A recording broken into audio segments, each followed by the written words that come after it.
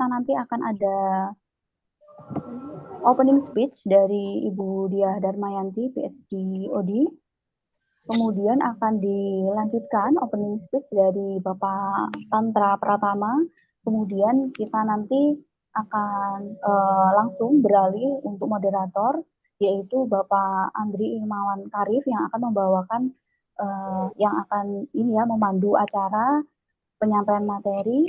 Kemudian juga speaker kita ada Bapak Albert Sofianus.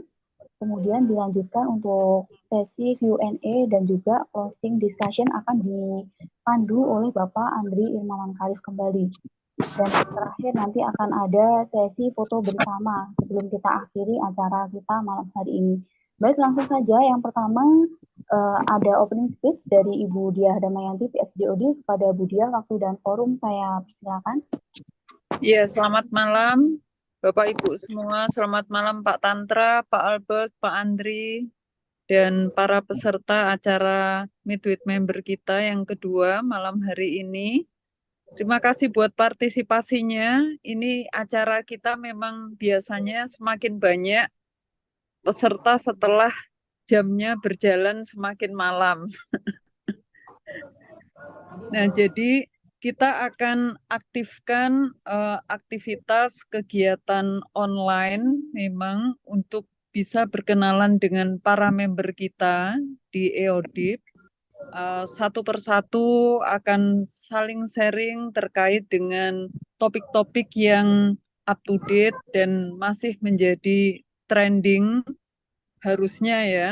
Dan sebenarnya banyak menjadi kebutuhan dari para member EODIP. Karena sebenarnya topik-topik yang sudah dipilihkan oleh tim, oleh panitia, ini juga mendapat masukan dan usulan dari para member. Nah, saya berharap semoga kegiatan ini bisa kita terus kembangkan, juga semakin menggiatkan teman-teman member yang lain. Pertama-tama saya ucapkan terima kasih banyak atas kesediaannya Pak Albert, Pak Andri, dan juga Pak Tantra yang malam hari ini akan bersama-sama mendampingi kita semua sampai dengan selesai acara. Terima kasih untuk Bapak Ibu peserta Meet with Member EODIP.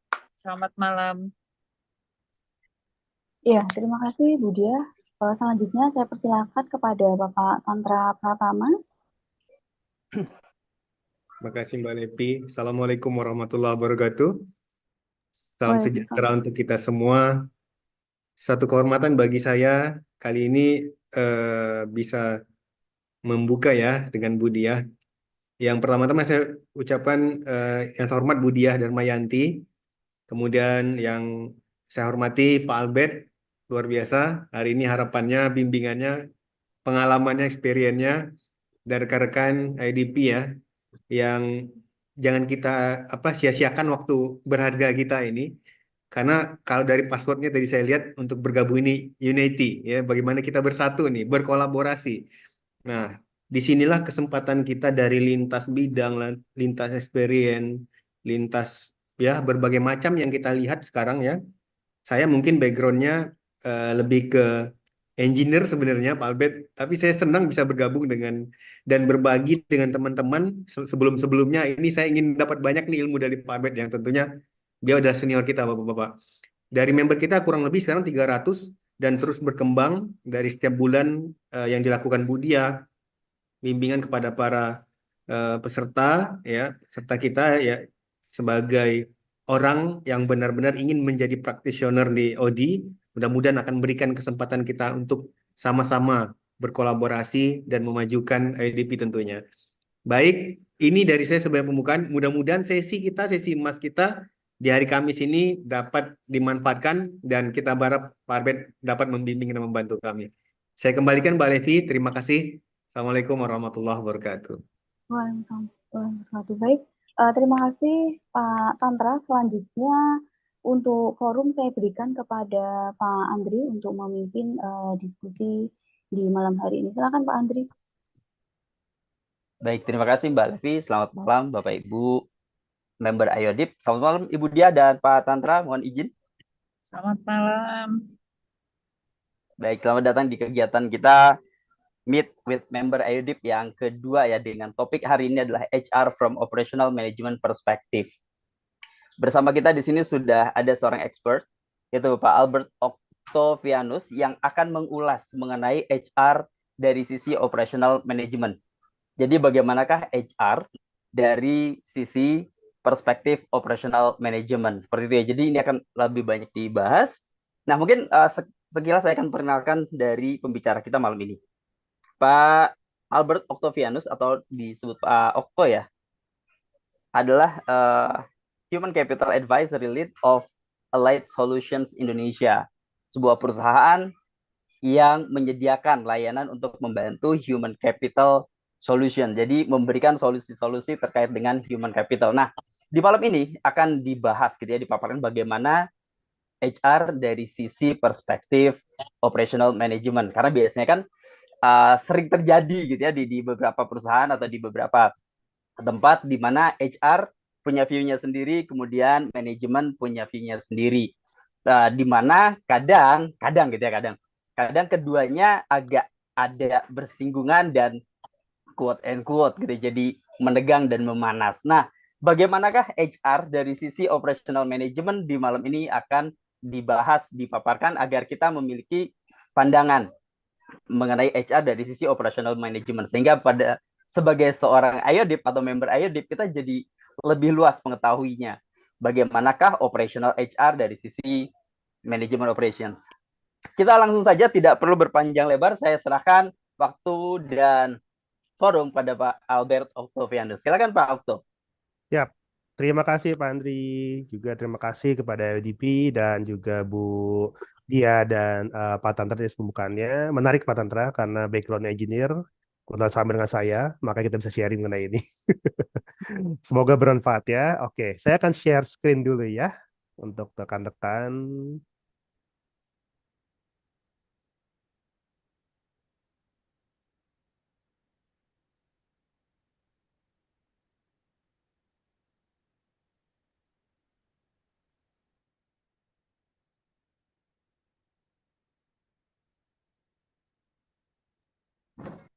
Oke, apakah sudah terlihat?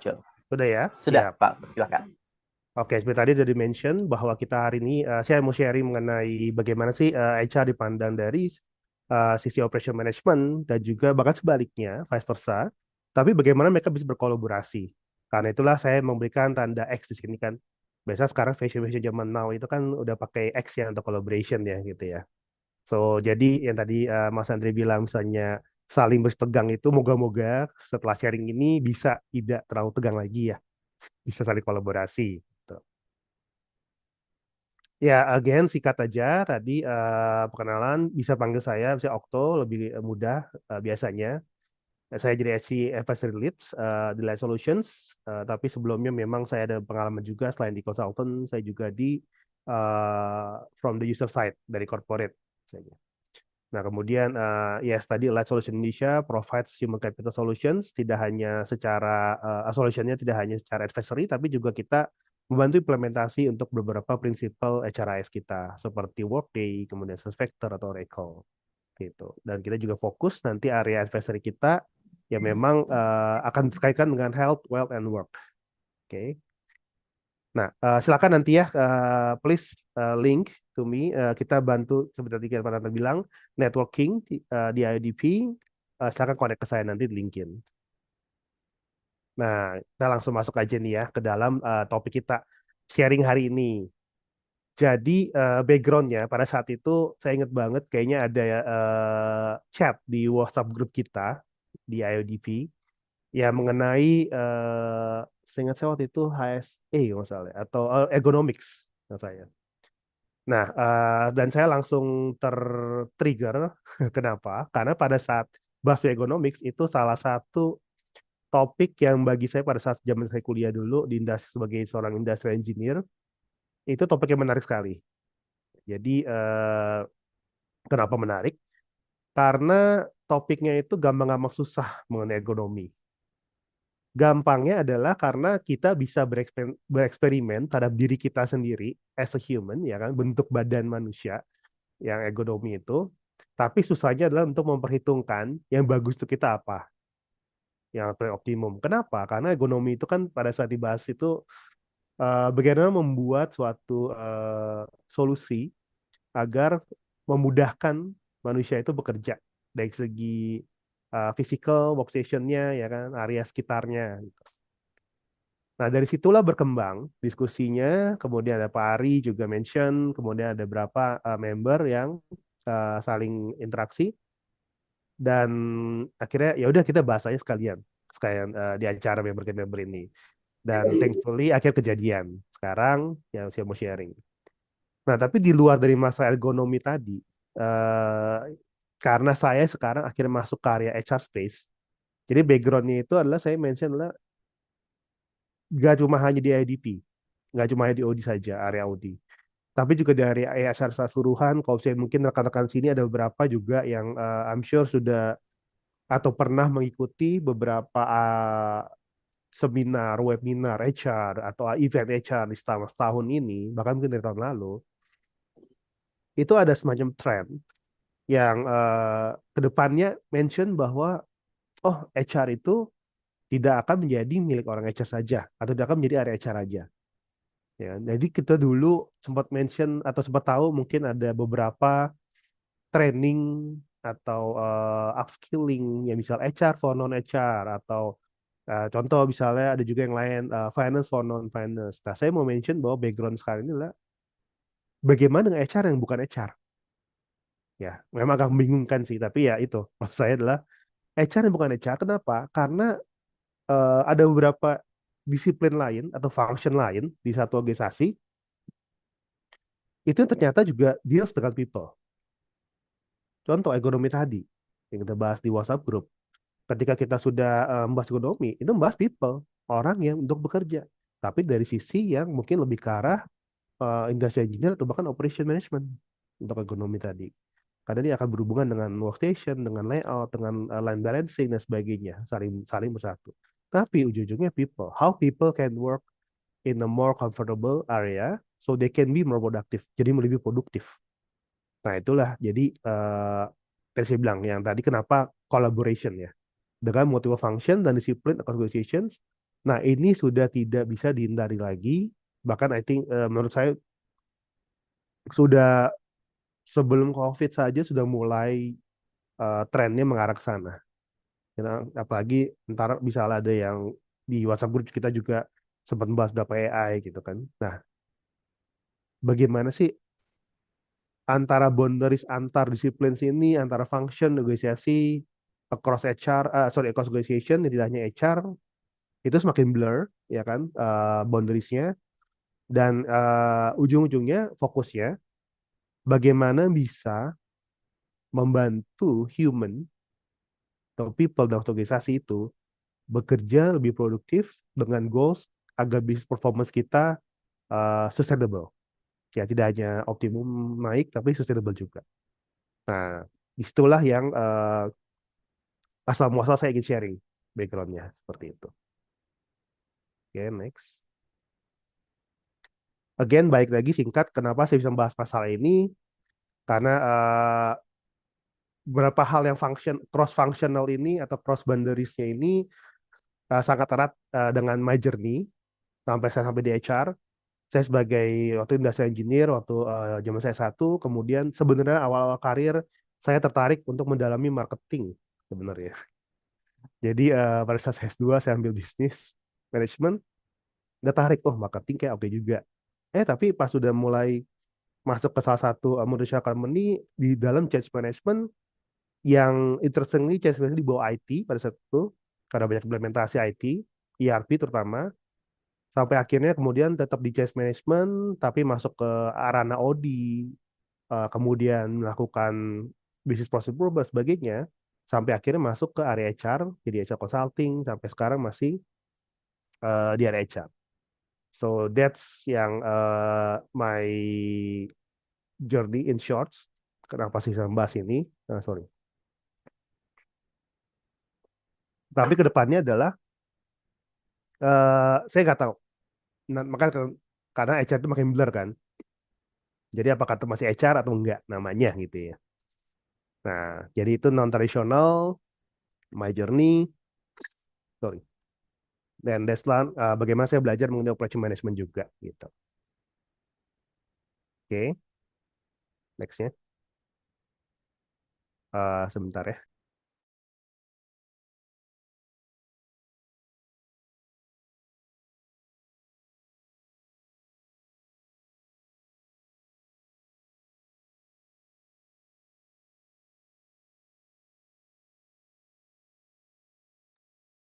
Oke, sorry ada kendala tadi. Nah, oke, jadi ini adalah simple graph atau mungkin dibilangnya kayak semacam framework yang dari pengalaman saya, dari pandangan saya itu bagaimana saling melengkapi antara di area operation management dengan HR management. Seperti saya bilang tadi, di operation management, terutama dari background saya sebagai industri engineer, dan bahkan saya pernah masuk ke area quality management juga. Nah, saya belajar mengenai quality management, business processes, dan risk management. Dan dari HR management, saya juga memperoleh knowledge mengenai talent management, OD, change management, dan HRS, terutama teknologi. Yang dimana semua ini sebenarnya saling berkaitan. Nah, dibungkus dengan bisa itu project-project yang saya pernah kerjakan mengenai analytics, transformations, implementation dari ERP, dan project leadership. Ujung-ujungnya, tengah-tengahnya, mereka saling terkait kenapa? Di people-nya itu. Ya, that's why saya bilang bagaimana seorang operations management melihat HR dari sisi uh, operation management, seorang engineer atau operations management juga, dan bagaimana HR memandang seorang operation management dari sisi HR-nya.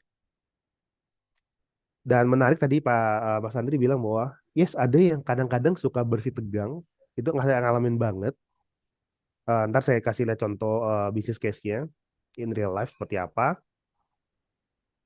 Tapi ya ke depannya justru kita harus melihatnya itu not as oh ini kan area kamu area operation, udah jadi ikutan yang area HR loh. Udahlah HR udah ngurusin ini aja, ngurusin area sendiri aja, gitu kan. Jangan ikutan orang operations, nggak bisa ke depannya. Jadi karena sama-sama fokus dalam people, so should be collaborates. Nah itulah jadi spiritnya sini ya.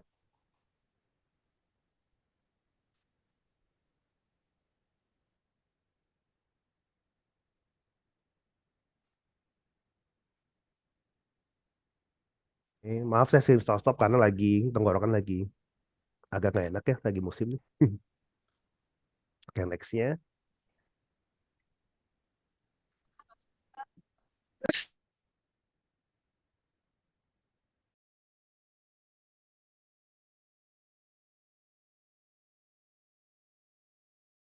Terlihatkah layarnya? Di saya soalnya mati layarnya.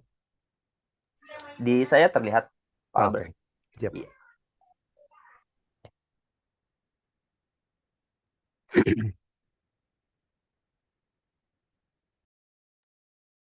Oke.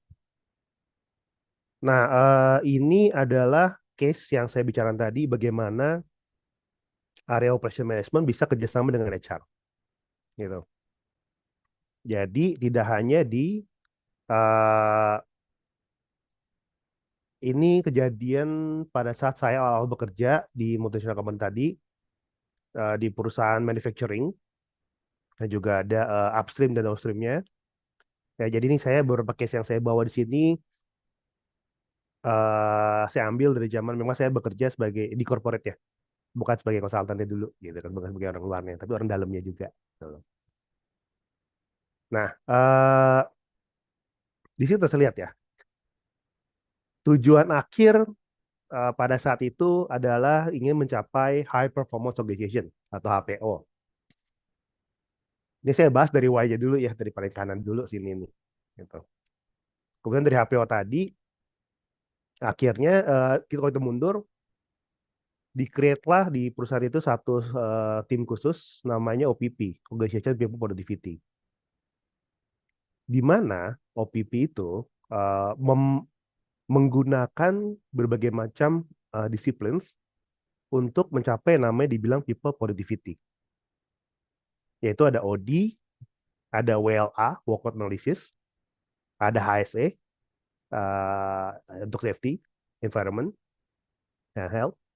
Ada BPI, business process improvement, ada teknologi. Nah, disinilah yang kolaborasi bekerjasama. Jadi kalau saya mau ceritakan, itu di awal.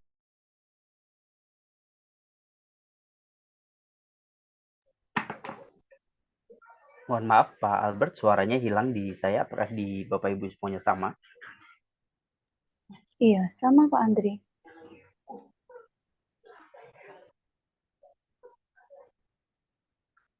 Halo, halo. Iya, halo Pak Albert sudah kembali. Silakan Iya. kembali. Sorry, ini soalnya saya matikan video dulu ya. Tapi sharing tetap ada kan nih. Soalnya takutnya sinyal saya kurang ini. Oke, baik. Ya, ya, ya. Oke, jadi saya matikan video dulu. Tapi screen tetap ada kan ya screennya? Screen-nya tetap ada Pak Albert. Oke, siap. Nah, jadi disitulah ketika kenapa dari HPO tadi, High Performance Organization, kemudian dibentuk satu tim khusus, ya kan, kayak task force-nya untuk OPP, kita sebutannya pada saat itu, yang menggunakan berbagai macam disiplin ilmu ini. Jadi case-nya, dari owner pada saat itu mention, oke, kita harus membuat, kita punya organisasi, pokoknya strategi, bukan strategi, inisiatif HPO. Itu satu. Tapi dari HPO itu, kita mau mulai, yang merancang adalah pertama, untuk desain structure dan desain kompetensinya, dan juga kalau kita nyebutnya di OD misalnya ada roles-nya atau kotak-kotaknya itu dari OD. Nah itu for sure saat itu di HR.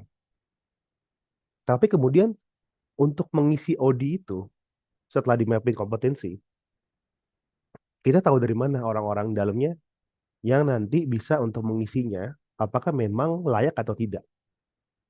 Apakah harus dijalankan ujian satu-satu atau ujian jabatan, tolong jabatan atau gimana? Atau kita percayakan saja dengan kita punya mapping kompetensi ini dan juga dengan succession planning kita punya. Nah, pada saat itu kita merasa tampaknya ada beberapa hal yang kita berconsider karena internal mobility itu kalau bisa melihat dari kompetensi, yes bisa, dari mapping, dari system planning, dari culture-nya bisa. Tapi ini ada beberapa yang mereka kita mau expand menjadi suatu company baru. Nah, bisa nggak sih orang-orang yang kita ketika bikin HPO ini, High Performance Organization, beberapa kita juga lakukan intermobility. Jadi istilahnya performance itu tidak hanya performance by margin atau by margin atau by peningkatan di productivity, tapi juga performance by diversity of portfolio dengan bikin perusahaan baru. Nah, akhirnya untuk melengkapi kompetensi mapping tadi, dilakukanlah dari tim, waktu saya masuk ke tim OPP ini, pertama dari work analysis-nya, agar tahu itu seberapa banyak FTE ya. Nah, jadi ini waktu itu spiritnya adalah ketika kita melakukan work analysis, hasilnya adalah full time equivalent, jadi bukan headcount. Itu yang menurut saya sampai saat ini sering banyak yang melakukan work analysis hasilnya headcount gitu, di mana harusnya full time equivalent satuannya. Nah, kemudian dari HSC adalah kemudian orang-orang ini ya nanti secara pada saat itu portfolio yang mau dikembangkan berhubungan dengan energi ya, coal energi pada saat itu. Nah, jadi juga di review mereka punya skill HSE-nya, dan tadi HSE itu nggak cuma dari sisi mereka menguasai K3 atau enggak ya, tapi juga dari sisi mereka ngerti ekonomi atau enggak, atau way of working secara safety. Nah, jadi situ saya bantu tim, saya juga bantu review, dapat kemudian positivity, tapi kita juga lihat tidak hanya dari positivity people-nya saja, tapi juga kita lihat kalau kita improve bisnis prosesnya, bisa nggak sih productivity meningkat? Nah, karena itulah akhirnya berguna kemampuan bisnis proses saya as a data engineer pada saat itu, terutama di quality management. Jadi WLA, dari segi WLA-nya, dari segi way of working secara safety-nya, kemudian business process improvement, dan dari teknologi. Jadi BPI itu atau business process improvement ada dua yang kita lakukan, istilahnya assessment dari segi mereka punya process time, lead time-nya dikurangin dengan berbagai macam engineering, istilahnya nyebutannya. Plus kalau dibantu dengan teknologi seperti apa.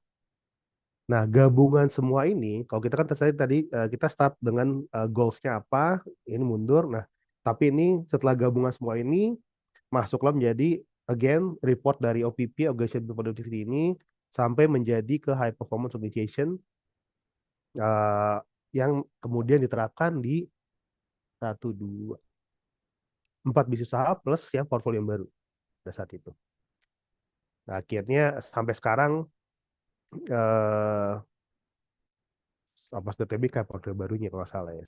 Ya, tapi ya itu salah satu legacy lah yang ketika saya resign dari itu kemudian makan baju ini yang ternyata diterapkan dan hasil baik. Nah, itu real case yang pertama ya, bagaimana HR dengan operation management tuh collaborate. Jadi membantu progresinya di HPO, High Performance Organization. Nah, nextnya ini. Ini salah satu di perusahaan, ada manufacture, sorry. Ini di agribisnis, palm oil, ada upstream, downstream juga salah satunya. Nah, again saya mulai dari case-nya pada saat itu mau mulai sertifikasi ISO 9000. Dan karena saya salah satu yang mempunyai background di quality management tadi, akhirnya saya pertama kali dipilihnya itu justru sebagai auditornya, internal auditor untuk ISO 9000 ini. Waktu itu di perkebunan sampai ke PKS-nya, pabrik kelapa sawitnya. Nah, ketika sudah ditunjuk, tapi waktu itu saya di bawah HR. Jadi saya waktu itu double project pada saat di situ adalah masih berjalan proses implementasi ERP yang saya sebagai change management-nya. Kemudian saya raise case saya ke atasan. Pak, pada saat itu saya bilang pada saat itu, Pak, ini kan ISO 9000 ini kan juga salah satu inisiatif perubahan ya. Kenapa saya nggak sekalian aja membuat jadi project change management juga yang di bawah HR karena fokus ke people. Nah, akhirnya karena saya setuju, jadilah akhirnya pegang dua, change management sebagai ERP implementation dan change management sebagai untuk ISO 9000 sertifikasi. Nah, itu yang di bawah HR-nya. Ya kan? Plus HSE lagi, of course. Kenapa? Karena perkebunan. Jadi saya bisnis prosesnya juga audit dari segi HSE-nya, risk management-nya juga, sampai ke talent management. Kalau saya teman-teman nanti ada yang tertarik bisa lihat ISO 9000 atau bisa ada yang udah tahu di sini mengenai ISO 9000 pasti ya. Nah, itu ada tuh bahas mengenai talent management-nya walaupun sedikit tapi ada yang kamu perlu minimum kompetensi seperti apa atau role seperti apa. Nah, itu akhirnya HR juga masuk ya. Nah, jadi ini lebih singkat sih case-nya. Kenapa? Karena set forward kita mau ISO 9000 certification, kemudian saya jadi internal audit tapi dari sisi dan plus change management-nya, tapi di reportnya ISO 9000 itu juga kita cek tidak hanya prosesnya tapi juga way of working in safety-nya, risk management sampai how to manage challenge-nya juga yang akhirnya mendapatkan sertifikasi ISO 9000 itu. Nah, itu juga salah satu contoh kedua secara nyata bagaimana HR dengan operation management collaborate sampai mencapai suatu pencapaian di organisasi. Ya, yang di dua-duanya ini for sure memang membantu performance sih itu karena ISO 9000 ini juga akhirnya membuat kita lebih gampang untuk ekspor produk-produk kita at that time ya pada saat itu ya. Oke, nah itu dua case kenyataan udah kejadian kolaborasi bagaimana. Jadi for the future ya blurnya itu boundariesnya akan semakin tipis kerjasamanya. Nah, jadi ini tampaknya strategi saya ingin tutup dengan quotes. Jadi HR for HR might be thing of the past, bisa aja menjadi masa lalu.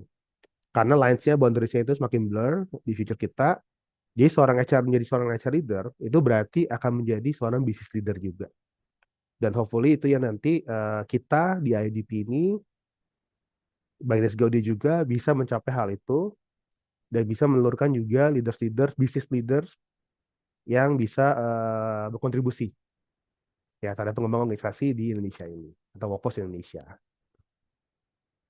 Oke, sekian dari saya. Paparannya silakan kita diskusi, kita ini santai aja jawabnya. Silakan Mas Ed. Baik, terima kasih Pak Albert Octavianus atau Pak Okto. Teman-teman Ya, berikan tepuk tangan semuanya untuk Pak Okto ya, untuk Okto. paparannya mengenai HR dari perspektif operational management, begitu juga sebaliknya. Wah, dengan pengalamannya beliau dalam membidani gitu ya, terkait dengan creating high performance organizations, kemudian business performance sustainable, itu kayaknya banyak sekali yang bisa kita gali nih. Nah, saya yakin Bapak Ibu yang hadir di malam ini sudah bersiap dengan pertanyaan-pertanyaan untuk mengulik lebih banyak nih pengalaman dari Pak Okto. Silakan Bapak Ibu, bagi yang ingin bertanya, langsung diangkat tangannya dan nyalakan kameranya. Nyalakan mic-nya langsung juga boleh ya, silakan. Kalau belum ada, silakan di chat juga kalau misalnya mungkin agak terkendala ya. Nah, tadi mungkin sedikit saya ulas kembali ya Pak Okto terkait dengan latar belakangnya adalah berawal dari ergonomi gitu ya. Bagaimana sih memberikan solusi memudahkan manusia untuk bekerja. Ternyata semuanya berasal dari collaboration antara HR dengan bisnis. Jadi untuk ke depan gitu ya, bukan lagi HR areanya hanya seputar people, kemudian bisnis seputar bisnis saja, tapi bagaimana kolaborasi antara HR dan juga bisnis untuk kemudian membuat sesuatu yang meningkatkan business performance, dan juga bukan hanya meningkatkan tapi juga membuatnya menjadi sustainable. Seperti itu ya, intinya adalah collaborations. Jadi bagaimana seorang HR bisa melihat business operation-nya, kemudian kita sebagai seorang OD di dalamnya bagaimana membuat area tersebut menjadi lebih sustainable lagi gitu ya. Yep. Nah, silakan Bapak Ibu dibuka saja mic-nya dan kameranya. Kita gali lebih dalam lagi nih dari Pak Okto. Mungkin saya dulu ya, Mas Andi. Silakan Pak Tantra. Ya, Pak Albert, saya kayaknya sedikit tadi kembali ke awal, Pak Albert. Seneng nih, Ya, sama-sama engineer ya, siap industrial Pak. engineer lagi. Nah, saya juga terdidik tadi, Bapak tuh begitu udah terjun ke dunia kerja tuh tertarik sama marketing tadi kan. Nah, saya ngelihatnya ini ada poin penting nih, orang SR tuh menguasai tadi bukan hanya terkait pengelolaan people tadi ya Pak ya, operation manajemennya. Karena operation manajemennya yang jadi poinnya ke people-nya tadi ya, ke Betul. people-nya. Nah, saya ingin tahu nih Pak Abed, bagaimana nih kalau kita di operation management ini, kalau ke people ini sudah banyak mulai digantikan dengan teknologinya tadi Pak Albert. Nah, dari perspektif Pak Albert itu seperti apa Pak Albert memandang bahwa orang SR ini juga harus memahami people dan memahami kompetensi tadi. Kalau saya garis bawahi, kompetensi digital, kompetensi lah menurut saya ya ke depannya. Gimana Pak? Itu aja sih, saya simpel aja. Ini mancing buat yang lain biar nanya ya. Terima kasih Pak Albert. Baik, terima kasih Mantap. Pak Tantra. Oke, saya langsung jawab aja ya Pak Tantra ya. Eh, luar biasa Pak Tantra, itu questions-nya memang terasa simpel tapi kita bisa membuat satu seminar lagi mengenai itu Pak sebenarnya. Mengenai tadi questionnya. Jadi ini saya akan bahas dari sisi yang payung besarnya dulu. Tadi ada unsur teknologi yang memasuki function tertentu, nggak cuma operation tapi juga mungkin di HR. Nah, bagaimana kita bisa collaborate ya dengan bantuan teknologi itu. Yang pertama, spiritnya itu ketika saya bilang payung besar adalah, ini juga saya sering sharing juga ke my clients juga, adalah kita fokusnya bukan kepada bagaimana teknologi atau lebih keren sekarang nyebutnya bahasa yang ngetrennya AI atau robot gitu kan ya. Robot itu menggantikan people-nya atau pekerjaan people-nya, tidak.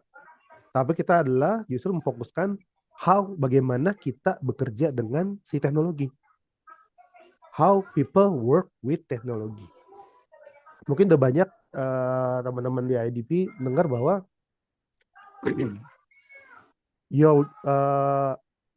kamu tidak akan digantikan oleh teknologi, tapi kamu akan digantikan oleh orang yang menggunakan teknologi.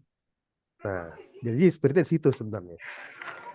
Jadi bagi dari kayak mungkin dari operation management juga, saya banyak bertemu dengan rekan-rekan di area waktu itu di operation, dari manufacture, dari bagian produksi. Pada saat itu ada satu project yang saya ingat banget, my first big project as a change management mengenai QC. Jadi quality control terutama mengenai sensor infrarednya, nggak cuma infrared, sorry, sensor QC-nya. Waktu itu nama sistemnya MES, Manufacturing Execution System.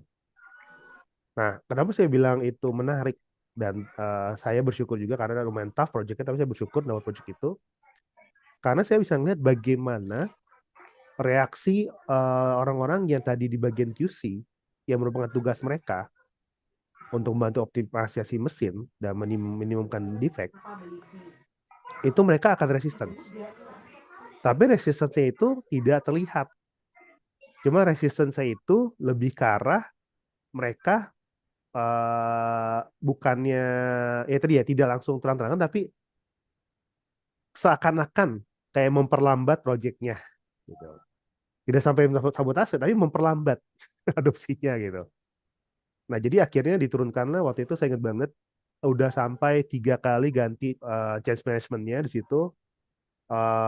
Thankfully ketika saya masuk itu udah bisa diselesaikan. Kenapa? Karena saya terjun ke lapangan, saya lihat bagaimana sih ke depannya agar nanti orang-orang di QC ini bekerja dengan sistem yang baru, tapi mereka nggak takut agar mereka bisa mengedop, baik bukan merasa digantikan. Nah, disitulah juga teman-teman dari HR-nya berperan, terutama Odi juga ya. Kenapa? Karena itu pasti akan ada proses upskilling dan reskilling yang cukup signifikan gitu. Jadi apapun nanti yang report kalau bisa saya change management atau kita bikin change impact analisisnya, kita bawa ke teman-teman HR terutama di bagian L&D. Ini kamu gimana cascading? Kamu punya nanti kebutuhan upskilling, reskilling kamu, itu nanti bisa ngebantu teman-teman yang dari QC ini agar mereka bisa mengadopsi, agar mereka ngerti. Karena ada juga beberapa penyebab orang resist, yaitu kurang informasi yang mereka terima. Yang dimana informasi itu bisa diberikan melalui education. Apapun, baik training maupun apa, blended learning, dan sebagainya. Nah, tapi itulah kemudian dari ketika saya bawa ke HR itu, ya kan harus ke-shading kan, ke programnya seperti apa, sampai masuk ke nanti bagian si akademinya untuk manufaktur itu. Nah, jadi situ tuh kerjasama kolaborasinya. Ya kan? Walaupun mungkin perlu ada yang men-triggernya, kayak tadi bisa dari sisi change management-nya, kemudian dia bikin change impact ke HR-nya. Karena apa? Dia udah ngerti impact-nya dari yang sistem baru ini, robot infrared QC ini, impact-nya seperti apa. Nah, tapi kalau misalnya HR-nya sudah bisa melihat end-to-end, ya kan? Oh, ternyata memang, ya, soal itu sih, karena pandangan yang tradisional masih memandang training atau learning itu kan biasanya sebagai cost ya, Pak Tantra ya. Nah, ini kan sangat disayangkan juga gitu kan. Tapi kalau kita bisa berikan justifikasi itu, jadi saya waktu itu benar-benar ada hitungannya.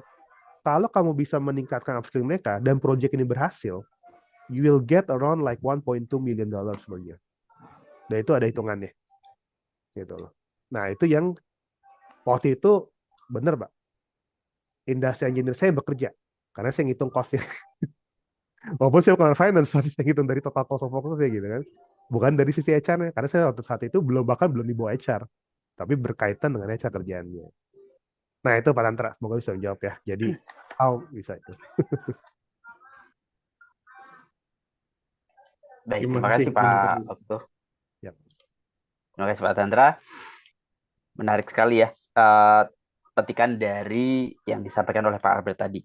Kamu tidak digantikan oleh teknologi, tapi kamu akan digantikan oleh orang yang mengerti teknologi. Nah, jadi ini sudah mulai ya gitu keterkaitan antara HR, kemudian teknologi dan juga operation management.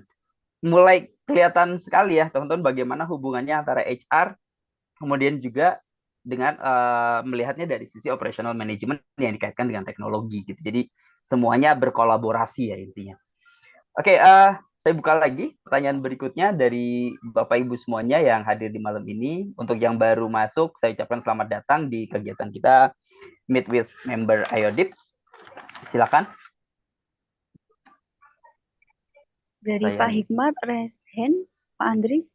Dari Pak Hikmat, iya Pak Hikmat, silakan Pak Hikmat pertanyaannya. Terima kasih Pak. Malam Pak Albert dan Bapak Ibu semua IODP. Malam, Hikmat. Ya menarik ya. Mungkin saya terbetik tadi bahwa Pak Albert bisa menghadirkan dari sisi kuantitatif ya. Karena betul ya, karena program-program HC itu kan semuanya cost ya Pak ya, apalagi yang namanya L&D itu cost ya. Dan itu kita beda dengan produksi ya. Produksi mungkin bisa hitungannya apa? Quarterly gitu kan, quarterly udah langsung kelihatan itu. Tapi kalau HC, program-program HC kan akan sulit kita memastikannya gitu kan. Nah, Pak Albert mungkin ada pengalaman dalam konteks operational excellence nih, Pak Albert ya. Kebetulan juga mungkin di perusahaan kami sekarang sedang ada challenging lah ya, bisnis di bisnis, dan juga kita sedang melakukan transformasi gitu kan. Dan memang transformasinya ini hitungannya quarterly gitu kan. Nah, sementara kan kami melakukan pendekatan dari 3 aspek people, process, dan sistemnya. Nah, mungkin kaitan ASR kan people-nya nih ya. Nah, bagaimana tadi mungkin bisa boleh dielaborasi lagi nih Pak Albert ya, terkait dengan aspek people-nya tadi, bagaimana kita bisa memastikan bahwa program HC terkhusus mungkin kita dari sisi hulunya ya tadi ya, dari sisi program dari OD-nya itu ya, bisa kita membuat hitung-hitungan bisnis yang memang itu bisa mendukung quarterly-nya itu quarterly dari target yang ditargetkan untuk transformasi di quarterly itu bisa kelihatan gitu kan, return-nya itu ya, untuk program itu bisa kelihatan itu. Mungkin elaborasi. Terus hal yang kedua, mungkin kebetulan di perusahaan kami banyak sekali ya, bukan banyak ya, mungkin beberapa yang memang ini menerapkan ISO juga tadi ya. Saya menarik, jadi ingat ya, bahwa di semua ISO itu pasti ada klausul tentang people ya, pasti ada klausul tentang HR ya, 14.001, 9.001, terus yang SMAP itu ya pokoknya banyak lah ya kan, untuk yang IT juga kami sudah ini untuk banyak sekali, dan itu pasti kami di HC itu sering pada saat surveillance itu pasti masuk ke dalam skupnya gitu kan. Oh iya juga ya, dapat kita nggak berangkat dari situ ya, karena kan itu kan sebetulnya kan relate dengan tadi ya, relate dengan operational excellence tadi gitu kan. Itu bagaimana ya mengkaitkannya, mungkin bisa dielaborasi lagi tadi terkait dengan hitung-hitungnya itu, dan mungkin pengalaman Pak Albert to convince para manajer operasional terutama ya, dan mungkin juga para top leader lah ya, untuk bisa memastikan bahwa yuk kita bisa berkolaborasi terutama dari people, kita punya program ini gitu kan, dan kita juga bisa keluarkan hitungannya tuh ya, bahkan per triwulan atau bahkan per triwulan lagi. Masih Pak Albert mungkin. Oke, baik, terima kasih Pak Hikmat. Selanjutnya silakan Pak Albert. Iya, ini mantap-mantap pertanyaan nih. Kalau boleh tahu Pak Hikmat di industri apa Pak? Di mining Pak. Mining, menarik. Oke. Jadi gini, kalau kita ngomong operational excellence, jadi sebagai orang HR kita juga mesti tahu nih, karena operational excellence kan luas ya Pak Hikmat ya, dia punya umbrella ininya termsnya. Orang HR kalau bisa tahu, nggak harus expert, tapi tahu juga kira-kira standarisasi apa di operational excellence itu. Karena luas. Operational excellence itu bisa kita ngomong dari segi, let's say preventive maintenance, itu PPM pakainya, ya kan? Dari segi tadi resources ISO misalnya operational excellence ya kan? Atau dari segi procurement tapi beda lagi. Nah, pertama ngerti dulu standarisasi apa, based on apa, ya kan? Dari situ kemudian kita lihat pecahannya ketika mereka standarisasi. Saya menggunakan mungkin TPM ya, karena saya pernah ngalamin di Total Preventive Maintenance juga. TPM itu mereka udah pakai standar itu untuk operational excellence bagian maintenance, baik mekanik maupun electrical. Nah, kemudian itu cascading. HR itu yang bantu, tadi kan ada people process technology. Nah, people process system ya, PPS ya. Nah, itu dari mapping. Misalnya dari segi prosesnya, mungkin teman-teman operasional yang bantu mapping gap-nya. Untuk mencapai TPM itu kita butuhkan proses seperti apa. Kemudian dari segi sistem, kita membutuhkan sistem seperti apa. Sistem baru kah atau robot kah atau apa. Nah dari segi people, itulah yang teman-teman HR, teman-teman OD bantu mapping tadi dari segi kompetensinya. Untuk mencapai TPM itu, apakah memang perlu upskilling, reskilling, atau mungkin kalau talent management itu yang buy, build, borrow itu kan untuk talentnya. Nah, tapi nggak berhenti di situ. Karena kalau mapping, kemudian hasilnya ternyata perlu buy untuk talentsnya yang untuk mengcover kita hasil mencapai TPM tadi. Nah, tadi yang Pak Himad bilang bahwa loh ini cost lagi gitu. Nah, tapi simpen dulu ya tuh, simpen dulu nih. Udah kita dapat buat internal kita, dia tahu bahwa memang perlu upskilling seperti ini, perlu talent seperti ini untuk mencapai TPM-nya. Kita tarik ke belakang, kita lakukan TCOW, Total Cost of Workforce Analysis. Nah, Total Cost of Workforce itu nanti mungkin bisa cari atau tanya ke ChatGPT atau tanya Google seperti apa. Tapi singkatnya adalah isinya nggak cuma hanya untuk masalah-masalah cost untuk rekrutmen untuk apa enggak, tapi juga beberapa cost yang bisa cost untuk development. Mungkin Pak Ima sering bilang ini gimana kita pasti kalau untuk develop orang ada cost-nya. Baik lagi pertanyaannya, oke, tapi kalau kita tidak develop cost-nya seperti apa? Ya, nah jadi kita yang sajikan adalah yang sisi tidak developnya itu.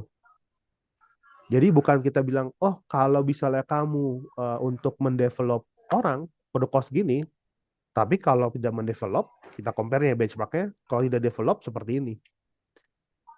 Digabungkan dengan case tadi yang gap-nya si total TPM tadi, total point of maintenance. Kamu kalau misalnya tidak mempunyai kapabilitas TPM atau orang dalam waktu setahun ke depan, kita bisa kena cost seperti ini. Kenapa? Cost-nya mungkin dari segi compliance-nya, dari segi breakdown machine, dari segi apa. Nah, itu sajikan dulu. Ya kan? Dan sajikan dulu, impact-nya ke situ, tarik kemudian, kita punya tadi total cost of workforce-nya, dan kemudian bilang, worth it nggak? Kalau development-nya kita biaya segini, tapi in the next 1 year, next 2 years, TPM kita jalan, kita bisa save segini. Nah, compare situ Pak Iman. Jadi tidak ada yang straightforward, bukan tidak ada, sorry. Jarang ada straightforward yang bisa membuat HR itu bikin business case untuk cost saving. Ya, ada, tapi sangat jarang. Nah, yang kita kejar, kan ada dua nih, kalau kita ngomong cost. Bukan cost saving ya, tapi cost avoidance. Cost avoidance itu yang kita kejar, kita bikin jadi case juga. Jadi gabungkan dua itu. Nah, itu Pak Himat ya. Contoh kalau misalnya kita ngomong dari saya kasih case-nya yang TPM tadi ya, Operational Solutions. Sama mengenai ISO tadi. ISO itu yang paling gampang. Kita ambil case-nya, straightforward aja. Ini lebih gampang dari si compliance. Karena HR itu namanya HR governance. Ya, governance ada dari management juga. Salah satunya risk management masih ada ISO-nya. Kita ambil pertama case-nya, kalau andai misalnya kita tidak, kan ISO itu kan tagline itu ya, ISO orang ISO kudu ISO kan, gitu. Ya maksudnya kalau bahasa diterjemahkan adalah you write what you do what you write gitu kan. So, itu. Nah, itu kan kalau misalnya ada beberapa yang kegiatannya memang sudah harus by governance, by compliance sudah ada ISO gitu. Lihat kalau tidak ada ISO, kita bikin case-nya adalah mungkin production atau beberapa kegiatan proses harus berhenti atau harus tertunda. Easy, it's like seperti calculating mesin breakdown. Breakdown 1 hari, kita kehilangan berapa ribu $. Nah, seperti itu kita bikin case-nya. Tapi again, cost avoidance jadinya. Yang dimana kalau memang kejadian, amit-amit sih, jadi cost saving. Nah itu Pak Himat yang menurut saya salah satu yang bisa dikejar dulu. Yang sisanya itu yang bisa lebih details. Nanti bisa ngobrol juga sih kita ya. Setelah ini nggak apa-apa, ntar kontak aja saya. Tapi itu yang lebih ke arah ada mengenai saving business process, saving lead time. Nah, itu udah ngomong business process improvement. Tapi dibantu juga dengan tentang HR. Kenapa? Karena mereka yang biasanya tahu. Untuk misalnya nih, kita hitung ada 5 business process. 5 business process dilakukan oleh 3 roles pekerjaan. Ya kan? Kayak tadi, misalnya TPM tadi. Total process planning ada mechanical engineer, electrical engineer, panel engineering. Ketiga itu kan. Ya. Ada 5 business process yang melakukan total preventive maintenance.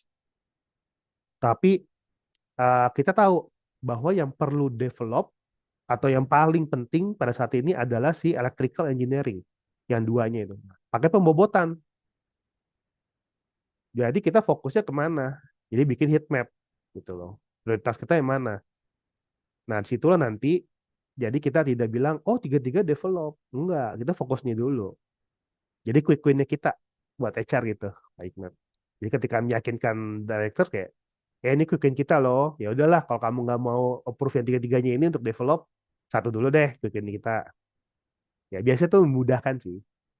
Tapi maksud saya kalau nekan ke, di sini ada directornya nggak ya ikut.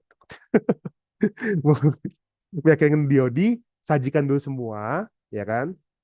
Kita butuh seperti ini, tapi benchmark kita lebih worth it karena ternyata kita bisa saving sebanyak ini, jadi kelihatan gitu kan worth it-nya, layak apa enggaknya, visible apa enggak. Kalau dibilang, oh ini nggak bisa semuanya, oke ya udah quick win kita yang ini. Nah itu sih, biasanya semoga bisa ngebantu lah untuk convince. Itu Pak Hikmat, moga-moga bermanfaat ya. Terima kasih Pak Albert. Ya.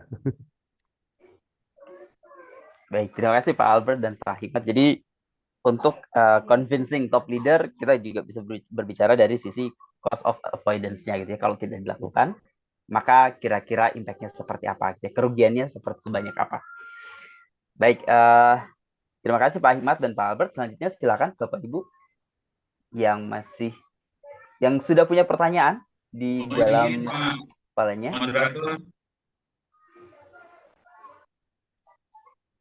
Dengan Pak Jimmy ya? Ya, Pak Jimmy ya. Pak Jimmy, silakan Pak Jimmy. Untuk bertanya ya, sebelum bertanya saya ingin menyapa dulu Ibu Diah ya, turun hadir ya. Selamat malam Bu Diah dan teman-teman semuanya.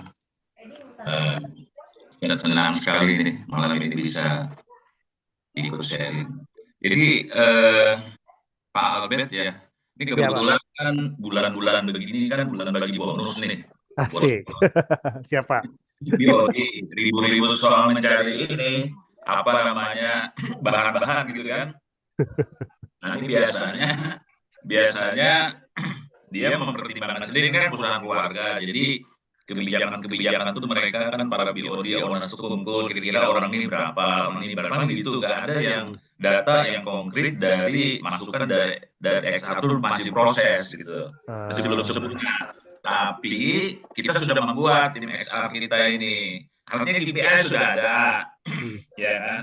Nah, tinggal apa namanya kita kawinkan dengan soft kompetensi kah, hard kompetensi kah, apa gitu ya, sehingga dia menginginkan juga rupanya owner sudah mengerti juga apa itu Mindbox dan sebagainya itu ya. Saya ingin yang persisnya gimana sih dari 50 karyawan saya ini dari A1 sampai 1 dia di mana nih ini posisinya kan gitu, sumbu XI-nya itu di mana envelope-nya kan gitu sih. Kaget juga kita kan pokoknya sebelum Desember udah selesai nih bos mau bagi itu kan, dasarnya cuma itu saya kata gitu. Lalu teman saya ngebut Pak Albert, teman saya yang HRD dia lembur tuh, jadi diekstrapolasi lah sumbu X-nya itu KPI ya, dari KPI seret ada hasilnya semua kan. Nah yang sumbu X-nya, sumbu I-nya itu dia pakai ini soft kompetensi yang umum. Karena ini kan sudah nggak bisa lagi nih. Soft kompetensi itu misalnya di level manajer tuh leadership-nya harus bagaimana. Kemudian apa namanya kreativitinya apa segala macam itu memakai tool-tool dari psikologi dari XR kita itu ada yang ngerti psikologi, bisa pakai ini aja katanya. Jadi pakai begitu tuh. Nah, dapat ketemu juga angkanya itu ketemu gitu. Ini golongan ini kurangnya di sini, kurangnya di sini. Nah, dikawinkan lah itu, dapat. Tapi saya bahas, ini kan saya bilang nggak tepat nih. Kalau hanya pakai apa secara umum aja soft kompetensinya secara umum ya, creativity apa segala macam itu kan umum gitu. Saya ada lebih lagi di unit bisnis saya bilang saya pakai hard kompetensi. Hard kompetensi itu saya ambil kebetulan dari SKKNI Pak Albert. SKKNI itu kan standar kompetensi Indonesia kan sudah ada tuh dari surat keputusan Menteri Tenaga Kerja Departemen ini ya. Itu pun para ahli kan semua kan dari swasta, pemerintah, perguruan tinggi yang membuat kan habis berapa drum kopi gitu membuat itu kan gitu bayangkan gitu. Jadi pakai itulah. Itu ada elemen kompetensi gitu kan, ada kriteria kompetensi gitu. Kalau kalian itu misalnya mekanik itu harus kompetensi gimana, akunting harus gimana, itu ada saya cariin di referensinya ada. Nah saya masukkan itu, kebetulan saya di sawit ya, jadi definisi asisten sawit itu sudah ada 14 kompetensi, hard kompetensi. Jadi harus bisa ngerti safety, harus bisa ngerti CSR, harus bisa ngerti komunikasi segala macam, harus juga ngerti dia teknisnya, dia menanam segala macam. Itu ada 14. Maka daripada pusing-pusing, saya panggil teman saya ya yang konsultan juga gitu. Coba kirim soal, saya bilang ini kan bisik aja, yang simulasi aja. Kita kasih dia soal, kerjakan, nanti aku kirim ke Anda, nanti cari aja kita yang mana kompeten, yang mana kompetensi ini, ada yang tidak kompeten, ada yang kompeten kan di situ. Nah dari situ bisa juga kita ambil saya KPI-nya, saya bilang gitu. Nah menurut Bapak, mana yang lebih baik kita pakai hard kompetensi, yang SKKNI atau yang umum tadi, soft kompetensi yang umum kan banyak gitu, kamus-kamus apa itu ya. Nah itu gimana tuh Pak Albert? Wah, ini menarik sekali. Maaf Pak Jimmy. Ya.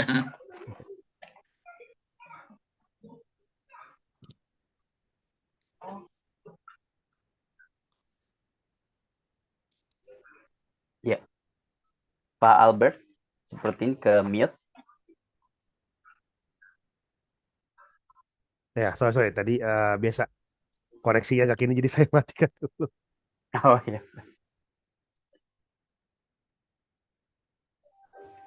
Oke. Baik mana digunakan? Kalau misalnya, Pak Jimmy, misalnya masih punya resource dan waktu ya. Kalau saya bilang digabungkan, Pak, dua-duanya. Jadi digabungkan seperti ini. Karena kan udah ada nih kompetensi dan kompetensi tadi. Yang menurut saya itu sangat valid ya digunakan. Karena kompetensi itu biasanya tuh nggak cuma dua ya. Tapi biasanya ada 3. Ada core kompetensi, soft kompetensi juga, dan juga hard kompetensi itu hard skills gitu kan. Yeah. Nah,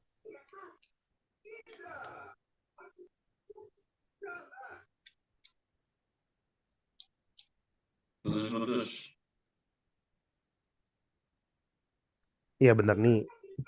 Saya matikan videonya dulu ya. Mungkin lebih ini.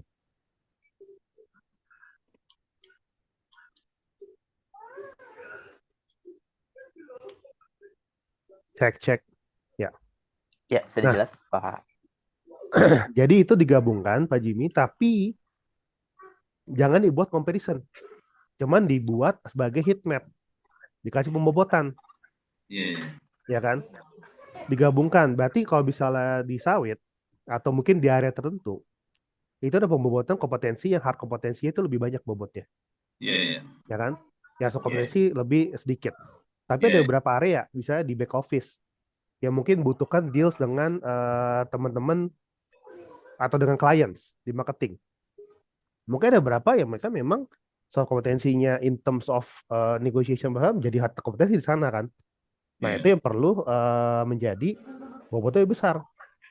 Nah, jadi jangan diperbandingkan, tapi kemudian digabungkan bobotan itu dibuatlah heat map. Nanti kelihatan tuh matriksnya.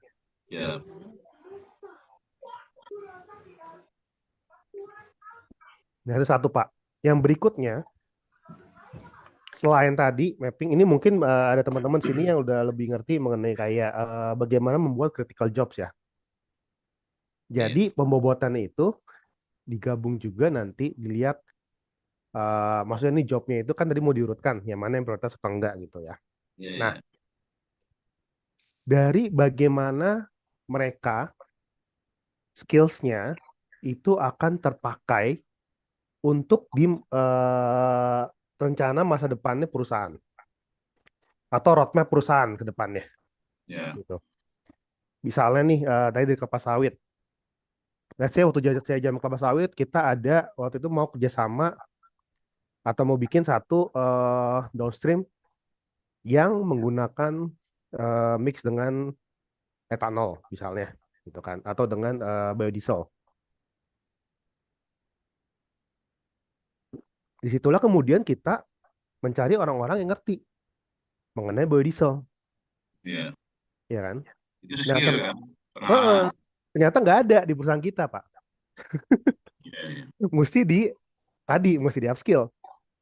Tapi ketika upskill itu kita juga lihat yang kita layak untuk di upskill siapa. Nah, ketika siapanya itu berarti kan dia menjadi seseorang yang darinya tadi mungkin tidak critical jobnya dia atau mungkin level jobnya dia itu di pembobotannya tidak dari 1 sampai 5 tapi hanya di 4 karena dia ke depannya untuk future perusahaan kita itu berarti bobotnya bisa naik jadinya Pak. Gitu. Nah, ini perlu dipertimbangkan juga. Ya, jadi yang kompetensi sebagai itu kan itu yang for now untuk saat ini, saat sekarang. Iya. Ya kan? Tapi ke depannya jobnya mereka ini masih nggak? Karena again, kalau mereka nanti misalnya akan menggunakan teknologi baru, masih bobotnya masih apa enggak? Gitu. Kalau untuk yang kayak di kebun mungkin most likely masih Pak ya. Kayak yang ya kan ya manajer kebun, kemudian kepala ini itu masih. Nah, tapi kalau untuk ekspansi tetap masih apa enggak? Ya kan? Kadang kan kalau bisa kita bobotan itu dari kompetensi yes, kemudian itu kedua dari mereka ke depannya masih apa? Sepenting apa kerja mereka, bobotnya. Nah, yang ketiga ini yang biasa paling sulit adalah seberapa gampang mereka di-retain atau seberapa gampang mereka untuk digantikan dari secara skills-nya. Nah, jadi gabungan 3 itu sebenarnya Pak Jimmy yang mungkin semoga bisa kebantu sih lebih mudahkan ini gitu. Ke owner gitu. Tapi Pak Albert di standar kompetensi itu nasional itu dia sudah ada 3 sebenarnya ya. Jadi ada kalau dari segi knowledge mungkin para anu kita itu agak kurang karena mereka kan dari bawah semuanya dari karya. Tapi kalau skillnya saya yakin ya dia pengalaman lah sudah ya dari mandor 1 kemudian dia naik asisten manajer ya gitu kan pengalaman mereka kan yang dibutuhkan kan skill gitu ya. Tapi kalau pengetahuan itu mungkin dia perlu dasar-dasar apa namanya teknis ini ya biologi sawit segala macam itu yang ngerti juga lah itu yang dia mekanisme itu mungkin perlu ditambah itu kan dari knowledge-nya. Nah, yang menarik di SKKN itu ada attitude, ada sikap. Sikap apa diambil oleh seorang asisten itu? Sikap apa diambil seorang apa namanya operator boiler? Nah, sikapnya itu pas, jadi harus teliti, harus disiplin. Nah, itunya yang saya apa tadi soal kompetensi itu nyambung gitu dengan kompetensi. Ini yang jadi pemikiran saya. Kenapa kita nggak carikan apa psikolog, tool psikolog yang teliti itu bagaimana sih, apa sih di tool psikolognya itu gitu. Jadi energi kita arahkan ke sana gitu, di khusus sawit ya. Nah, itu maksud saya. Tapi kalau yang tadi di apa di bagian unit bisnis lain dia pakainya yang umum gitu loh. Kamu kompetensi, soft kompetensi yang umum. Apa namanya itu apa ya sikap kerjasama segala apa ya pokoknya umum lah gitu menurut saya.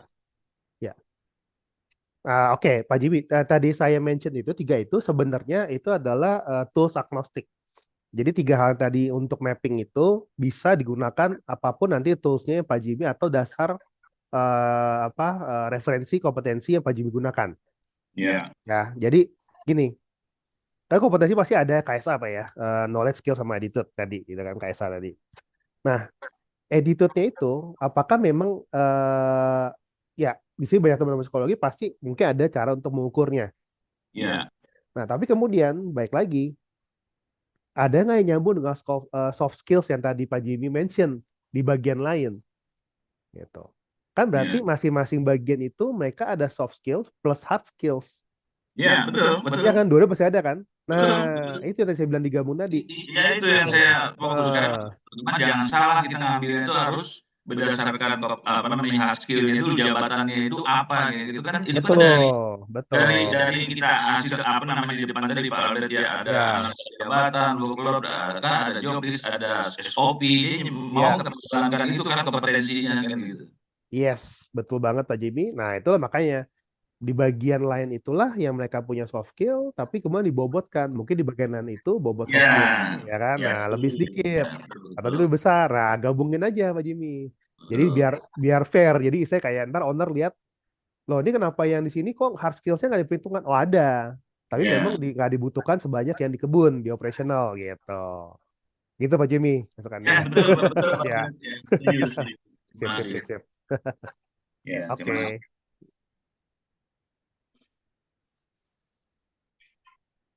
Baik, terima kasih Pak Jimmy dan Pak Albert terkait dengan pembobotan untuk pembayaran bonus ya Pak Jimmy tadi. Jadi bagaimana menggabungkan secara keseluruhan dari core competence, soft competence sampai dengan KSA dan lain-lainnya gitu, sehingga didapatkan pembobotan yang adil dan sesuai dengan tujuan jangka panjang dari perusahaan. Seperti itu ya Pak.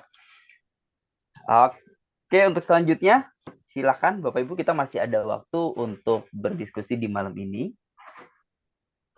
untuk lebih banyak lagi menggali pengalaman-pengalaman Pak Albert terkait dengan HR dan juga operational management.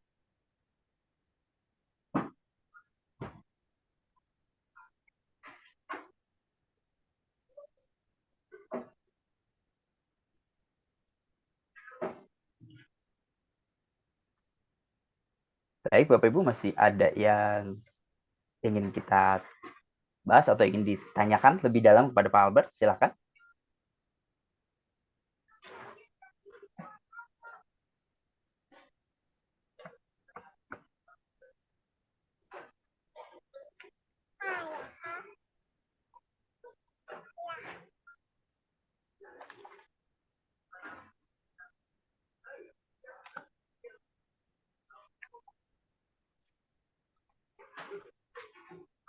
Baik, kalau sudah tidak ada lagi, mungkin sudah dari Bapak Ibu semuanya sudah lengkap gitu ya, sudah mendapatkan insight dan juga informasi yang cukup dari Pak Albert terkait dengan HR dari perspektif operational management gitu. Jadi kita sudah membahas banyak ya tadi terkait dengan hubungan HR dengan teknologi, bagaimana HR cope dengan teknologi untuk kemudian melihat dari sisi operational manajemennya. Kemudian dari Pak Hikmat juga tadi berbicara mengenai bagaimana pengembangan operation excellence gitu ya untuk transformasinya, dan bagaimana untuk convincing gitu ya untuk meyakinkan para top management bahwa cost yang dikeluarkan ini bukan lagi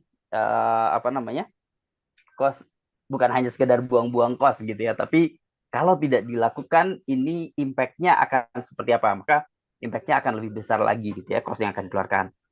Kemudian dari Pak Jimmy tadi menarik ya, sudah bulan Desember biasanya sudah bulan untuk persiapan penghitungan bonus gitu ya. Jadi bagaimana sih untuk menghitung bonus dari berbagai macam area gitu, bagaimana komparasinya dan apa saja yang digunakan.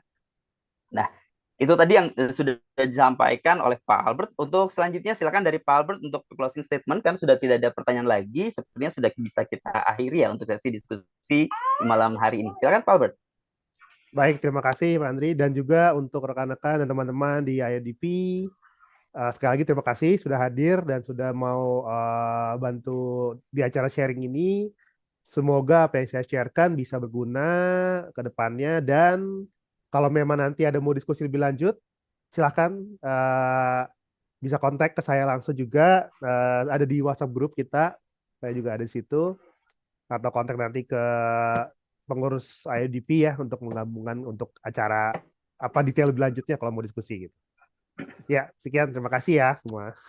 Kalau Oke, baik. Terima kasih Pak Albert. Berikan tepuk tangan teman-teman untuk Pak Albert dan juga untuk kita semuanya yang hadir di malam hari ini, yang sudah menyempatkan waktu untuk terus belajar dan untuk terus mengembangkan diri ya sebagai anggota IODIP Indonesia. Oke, baik, selanjutnya dari saya cukup sekian juga. Mohon maaf apabila ada hal-hal yang kurang berkenan atau dari apa yang saya sampaikan atau ada yang saya katakan kurang berkenan Bapak Ibu semuanya, mohon dimaafkan. Dan selanjutnya forum saya kembalikan lagi ke Mbak Levi. Silakan Mbak Levi. Ya, baik, terima kasih Pak Andri, terima kasih juga pada Pak Albert atas penyampaian materinya. Selanjutnya Bapak Ibu, kita akan ambil sesi dokumentasi. Ini tadi sudah ada beberapa yang keluar, tidak apa-apa, nanti kita edit untuk fotonya. Bagi Bapak Ibu yang bisa on cam, saya persilakan untuk on cam terlebih dahulu. Bagi yang memang terpaksa tidak bisa on cam, tidak masalah. Jadi untuk gayanya adalah A ya Bapak Ibu ya. Jadi ini yang biasa kita pakai sebagai tanda kita adalah member EOD. Oke, baik, langsung saja Bapak Ibu, saya hitung 1, 2, 3. Baik, saya hitung sekali lagi Bapak Ibu, 1, 2, 3. Baik, terima kasih Bapak Ibu semuanya atas kehadirannya di sesi Group Member kedua kita. Semoga di bulan depan untuk sesi ketiga bisa segera kita jalankan ya Bapak Ibu ya. Jadi Bapak Ibu juga bisa nantinya yang berkenan untuk sharing bisa menyampaikan kepada saya seperti itu. Untuk temanya Bapak Ibu boleh request kepada saya gitu.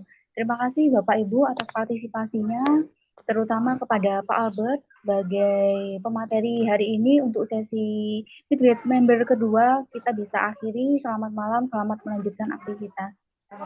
thank you all. Terima Bye. kasih Terima kasih Bapak Mbak Ibu. Levi, Terima kasih Pak Pak Tantra, Albert. Budia, Terima kasih dan Bapak Ibu semua. semuanya. Terima kasih Pak Albert. Sampai ketemu lagi di bulan depan sesi meeting member. Mantap. Oke. Terima kasih Bapak Ibu, terima kasih Pak Albert, Kemudian Thank you. Tantra,